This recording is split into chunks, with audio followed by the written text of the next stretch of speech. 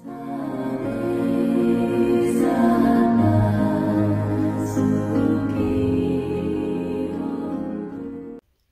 भीम, नमो बुद्धाय.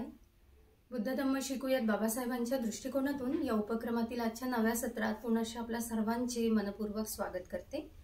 बुद्ध धम्म आणि संघ या त्रिरत्नांच्या प्रभावाने आपण सर्व सजीव सुखी होऊयात ही मंगलकामना करते. मित्रमैत्रिणींनो, आपण बुद्ध आणि त्यांचा धम्म हा ग्रंथ आचार्य BC वानखेडे सरांकडून शिकून घेत आहोत. त्यांच्याकडून आपण आज सद्यस्थितीत खंड क्रमांक 6 शिकून घेत आहोत. त्यामधील आपण सध्या भाग क्रमांक 4 मध्ये पोहोचलेलो आहोत. काय आहे भाग क्रमांक, कसा आहे आणि भाग क्रमांक 4 कसा आहे आणि काय आलेलं आहे, त्यामध्ये काय आपल्याला तथागतांच्या श्रेष्ठ धम्मातील तत्वज्ञान शिकून घ्यायला मिळणार आहे हे बघून घेण्याकरता आपण साहेबांचे स्वागत करूयात आणि त्यांच्याकडून आजच्या प्रकरणाला समजून घेऊयात. साहेबांचे स्वागत करूया. वंदना सर, जय भीम. जय भीम. जय भीम सर, स्वागत आहे आपलं नवीन भागात आणि नवीन प्रकरणामध्ये. सर, आपण आतापर्यंत धम्माचे आणि बुद्धांचे आलोचक बघून घेतलेले आहेत. पण तुम्ही बोलता बोलता नेहमी असं बोलता सुद्धा की आपल्याला काळजी करण्याची काही कारण नाही. जसं आलोचक असतात तसे प्रशंसक सुद्धा असतातच. धम्मपदामध्ये सुद्धा ती गाथा आलेलीच आहे. तर आता हे भाग क्रमांक 4 आहे. हा मित्र आणि प्रशंसक यावरती बाबासाहेबांनी लिहिलेला आहे. त्यातील पहिलं प्रकरण आहे सर, धनंजनी ब्राह्मणीची श्रद्धा. तर काय आहे या प्रकरणामध्ये आपण आम्हाला समजून सांगावं ही विनंती करते. अत्यंत महत्वाच्या भागाकडे जर आजही आपण पोचलेलो आहोत. आतापर्यंत आपण बुद्धाचे शत्रू, बुद्धाचे वैरी, धम्माचे वैरी, त्यांच्या संघाचे वैरी, म्हणजे हे जे आतापर्यंत टीकाकार जे होते ते काही सगळं पाहून घेतलेले आहे. बाबासाहेबांनी मोठं मस्त पहिले टीकाकारांना महत्व दिलं. खूपच महत्वाचं आहे. पहिले कोणाला महत्व दिलं? बरं आहे बाबा, टीकाकार काय काय टीका केल्या बुद्धांवर, त्यांच्या धम्मावर, त्यांच्या संघावर. मात्र या ठिकाणी हा निसर्ग मोठा मजेशीरच आहे. या निसर्गात मित्र देखील आहे, प्रशंसक देखील आहे. म्हणजे टीकाकार जेवढे आहेत, म्हणजे टीकाकाराला का महत्व दिलं की टीकाकारामुळेच असं म्हणतात, आमची माय होती ते नेहमी म्हणे, नेकी नाही जात म्हणे कोसभर आणि बद्दी जाते म्हणे 12 कोस. आता मला त्यावेळेस काही समजे नाही कुठे नेकी काय होय आणि बद्दी काय होय. बद्दी म्हणजे वाईट गोष्ट जर एखाद्यानं केली, त्याची जर कोणी प्रचार केला तर तो इतका जाते, सगळीकडे पसरून जाते आणि त्याच्यामुळेच त्या बद्दीवाल्याचा प्रचार होते, त्या माणसाचा जास्त अपप्रचार होते. म्हणून या टीकाकारालाही तेवढंच महत्व दिलं बाबासाहेबांनी. प्रशंसकाच्या आधी महत्व दिलं. का दिलं की टीकाकारांमुळे ह्या सगळ्या गोष्टी होत असतात आणि लोकच कल्ला करत प्रचार करत जात असतात. आणि चांगली गोष्ट आहे, केली पाहिजे चांगली गोष्ट. नाही त्यांनी कोणती टीका केली, पण प्रशंसकी तेवढे महत्वाचे आहे की तेही विचारे समजून घेतात आणि जाणीव करतात. समजून घेऊन जाणीव करतात की आता कोणती कशी प्रशंसा करायची आहे, यावर ते अत्यंत महत्वाच्या बाबीकडे आपण जाणार आहोत. मग हे प्रशंसक कशी बुद्धाची प्रशंसा करणारे होते बघा. आताच्या महिला आणि त्यावेळेची धनंजनी, हे धनंजनी ब्राह्मणीन होती, ब्राह्मणाची पत्नी होती. तिनं आपल्या पतीला कसं डायरेक्ट बदलवून बुद्धाकडे पाठवलं. आणि म्हणून आताच्या महिलांनी थोडंसं ह्या प्रशंसक महिलांची गोष्ट चांगली समजून घ्यावी की ह्या बाईनं आपल्या पतीला कसं बदलवून टाकलं आणि तो पती देखील बुद्धाचा उपासक कसा करून टाकला, त्याची ही कथा आहे. आणि म्हणून आपण पाहणार आहोत चौथ्या भागामध्ये खंड क्रमांक 6च्या तथागताचे बुद्धाचे मित्र आणि प्रशंसक, धनंजनी ब्राह्मणीची श्रद्धा. आणि डायरेक्ट म्हटलंय भक्ती. डायरेक्ट काय म्हणतात, तथागताचे पुष्कळ मित्र आणि प्रशंसक होते. त्यात धनंजनी होती. ती एका भारद्वाज ब्राह्मणाची पत्नी होती. तिचा पती तथागताचा तिरस्कार करीत असे. पण धनंजनी ही तथागत बुद्धाची भक्त होती. तिच्या भक्तीचा उल्लेख करणे योग्य आहे, कारण तिनं बुद्धाची कशी भक्ती केली त्या संबंधाने उल्लेख यामध्ये आलेला आहे. एकदा तथागत राजगृहाजवळील वेडूवनातील कलंदक निवाप येथे विहार करीत होते. त्यावेळी एका भारदासपुरातील ब्राह्मणाची धनंजनी नावाची ब्राह्मणी पत्नी आपल्या पती समवेत राजगृहातच राहत होती. तिचा पती तथागताचा तीव्र विरोधक होता, म्हणजे भयंकर विरोधक होता. पण धनंजनीने मात्र बुद्ध, धम्म आणि संघ यावर दृढ श्रद्धा होती. त्रिरत्नाची ती नियमित प्रार्थना करीत असे. जेव्हा जेव्हा ती असे पठण करू लागे तेव्हा तिचा पती कान झाकून घेत असे. असा कानावर हात ठेवे. तू मन बा तिकडे बुद्ध धम्माचे वंदन आहे, मन स्तवन कर, ते बुद्ध धम्माच्या काय म्हणते गाथा मन. हा आपला कान म्हणजे किती विरोधक असला पाहिजे. आताही आहेत ना तसेच खूप लोक आहे विरोधक. अरे काय झाकून घेत असते.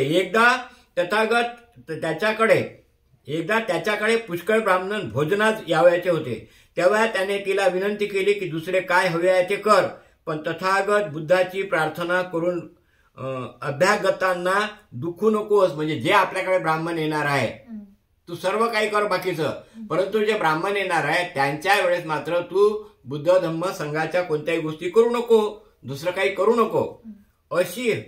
अशी हमी देण्यास धनंजनी तयार नव्हती. कारण ती तयारच नव्हती की तू मन बा काय म्हणायचं आहे ते, परंतु ती हमी काही तिला दिली नाही.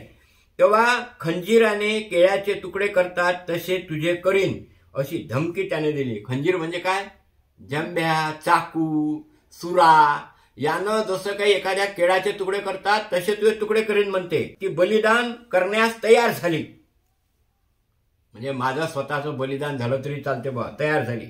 आणि अशा प्रकारे आपले वाक् स्वातंत्र्य तिने राखून तिने बुद्ध स्तवनाच्या 500 गाथा गायण्यास म्हणण्यास प्रारंभ केला.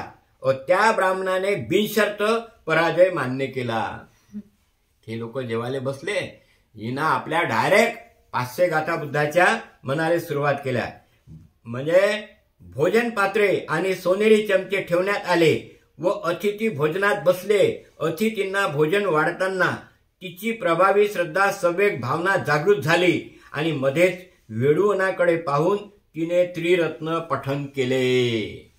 ते जेवायला बसले, हिनं आपली उभी होऊन जिकडे बुद्ध राहतात तिकडे तोंड करून तिनं आपलं ते बुद्धाचं स्तवन सुरू केलं. अपमानित अतिथी पानावून उठले आणि त्यांच्या मते एका बंडखोराच्या उपस्थितीने अपवित्र झालेले अन्न थुकून टाकून ते चालते झाले. मेजवानीचा बेरंग झाल्यामुळं ब्राह्मणाने ब्राह्मणीची खराडपट्टी काढली. तिला खूपच बोलचाल केली त्यानं. आपल्या पतीला भोजन वाढताना तिने त्रिरत्नाचे पठण केले. बुद्धांना वंदन असो, धम्माला वंदन असो, संघाला वंदन असो असे तिने पठण केल्यावर भारद्वाज ब्राह्मणास भयंकर राग आला व तो म्हणाला, अभागी स्त्रिये, तुझ्या वेळी त्या बोडख्या म्हणजे काय? मुंडन केलेल्या बैरागड्याची स्तुती गात असतेस. बैरागडी म्हणजे काय? वैराग्य माणसाची तू स्तुती गात असतेस. थांब, तुझ्या त्या गुरुला जाऊन चांगला धडा शिकवतो. डायरेक्ट बुद्धाले जाऊन धडा शिकवतो असं त्यानं म्हटलं आपल्या बायकोले. धनंजनी म्हणाली, हे ब्राह्मणा, सर्व देव, सर्व मार व ब्रह्मलोकात अर्यक सम्यक संबुद्ध. देव म्हणजे काय? 14वा नंबरचा व्हिडिओ पाहून घ्यायचा. मार म्हणजे काय? परिनिर्माण वसवती आहे त्यामध्ये, त्यालाच मार म्हणतात. आणि ब्रह्मलोक म्हणजे काय? ब्रह्मपरिसज्ज, ब्रह्मपुरोहित आणि महाब्रह्म्या. आणि वरचे काहीतरी 13 लोक अख्खविठ्ठपर्यंत हे सगळे पाहून घ्यायचे. सर्व लोकात अहर्त सम्यक संबुद्ध तथागतांना अशा तऱ्हेने बोलू शकेल असा श्रमण तपस्वी ब्राह्मण देव अथवा पुरुष असेल असे मला वाटत नाही. तरी सुद्धा हे ब्राह्मणा, तुम्ही त्यांच्याकडे जा, म्हणजे तुम्हाला समजेलच. काय गॅरंटी असेल त्या माऊलीची आपल्या तथागतावर, काय श्रद्धा असेल त्या माऊलीची आपल्या तथागतावर. ना आता विहारात नाही जात ना बाया कमी भारी आहेत. हे वय श्रद्धा, याने म्हणजे भक्ती. आणि तिला सगळं पाठ होतं ते स्तवन वगैरे बुद्धाच्या त्रिरत्नाचा पूर्णच्या पूर्ण किती गाथा? 500 गाथा असं ऐकलं आपण शब्द. 500 गाथा किती मोठी गोष्ट आहे. 17,505 सुत्त निवड सुत्त पिटकात आहे. ते खुद्दक निकाय सोडून बाकीच्या 4 निकायतच आहे. 17,505 मग अजून किती असं विनय पिटक, खुद्दक म्हणजे सुत्त पिटक, हे अभिधम्मा पिटक, किती साऱ्या गाथा आहे. ह्या पुस्तका एवढं मोठं पुस्तक कोणतंच नाही. म्हणतात म्यानमार नावाच्या देशात 43 एकराच्या प्लॉटमध्ये संगमरवरी दगडावर कोरून ठेवलेलं आहे जगातलं सर्वात मोठं पुस्तक हे त्रिपिटकच आहे. त्यातील तिनं 500 गाथा म्हटल्या. किती श्रद्धा असली पाहिजे. तेव्हा तो गांजलेल्या व अप्रसन्न झालेल्या ब्राह्मण तथागताचा शोध घेण्यास निघाला. त्याच्या समोर आल्यावर त्याने मित्रत्वाने व विनयशीलतेने त्यांना अभिवादन केले व कुशलाची पृच्छा करून तो एका बाजूला बसला. म्हणजे कुशल आहे ना, चांगला आहे ना असं बोलून तो एका बाजूला बसला. अशा रीतीने बसल्यावर त्याने तथागतांना पुढील प्रश्न विचारले. आता प्रश्न फार महत्वाचे आहे. त्यांना आता एवढ्या रागाच्या भरसात गेला होता आणि मग आता त्यानं कसे प्रश्न विचारले बघा. सुखी जीवनासाठी कशाची हत्या करावी? पहिला प्रश्न बुद्धांना विचारला. सुखी जीवन करण्यासाठी कशाची हत्या करावी?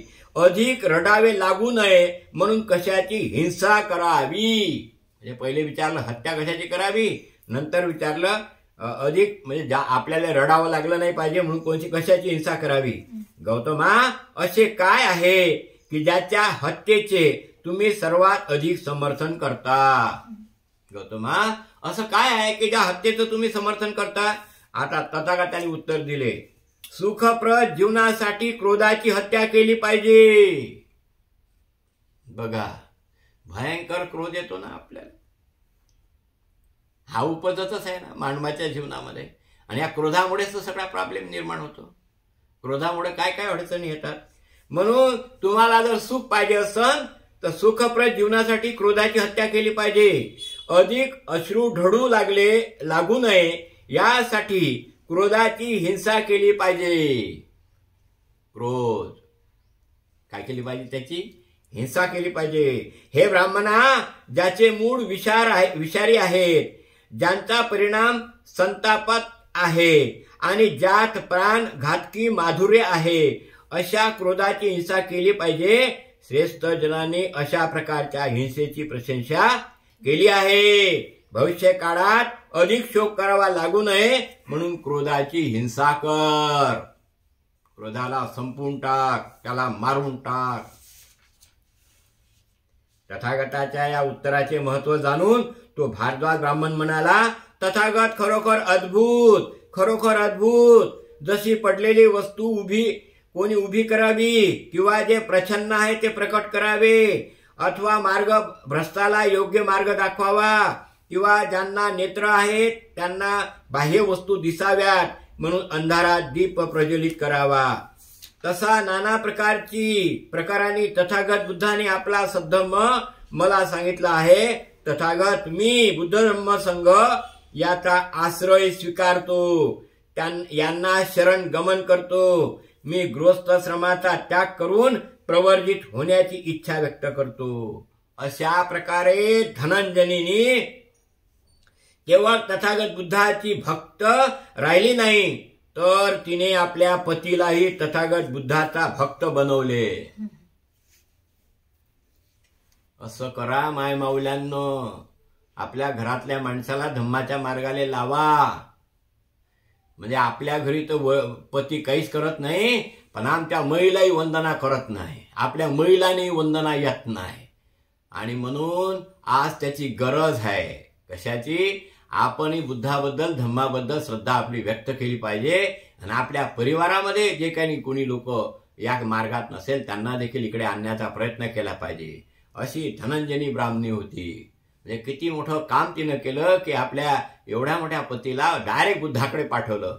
घाबरली नाही. म्हणून असं म्हणतात, धर्मावर ग्लानी येत असेल तर धम्मावर ग्लानी येत असेल तर उपासकांनी सज्ज झालं पाहिजे. मरण्यासाठी न घाबरता ती सज्ज झाली, तू खांडोळी कर का मारून टाक, पण मी मात्र बुद्धाची श्रद्धा सोडणार नाही. आणि आपल्या पतीला देखील तिनं बदलवून टाकलं.